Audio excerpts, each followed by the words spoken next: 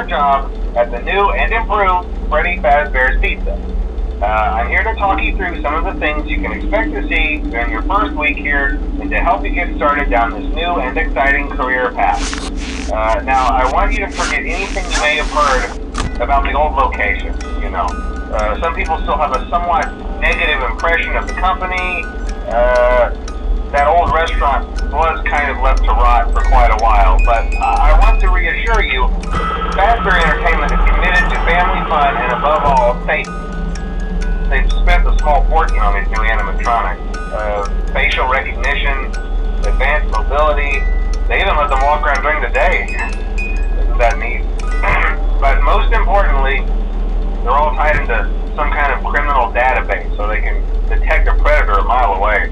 Heck, we should be paying them to guard you. Now that being said, no new system is without its kinks. You're only the second guard to work at that location. The first guy finished his week but complained about conditions. We switched him over to the day shift. So, hey, look at you, right? Mainly he expressed concern that certain characters seemed to move around at night and even attempted to get into his office. Now, from what we know, that should be impossible. That restaurant should be the safest place on Earth. So while our engineers don't really have an explanation for this, the working theory is that the robots were never given a proper night mode.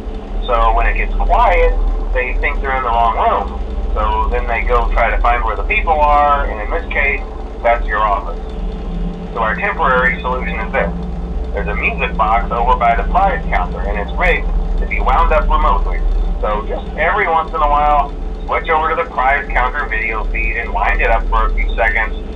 It doesn't seem to affect all of the animatronics, but it does affect one of them. And as for the rest of them, we have an even easier solution. You see, there may be a minor glitch in the system, something about robots seeing you as an endoskeleton without a costume on and wanting to stuff you into a suit.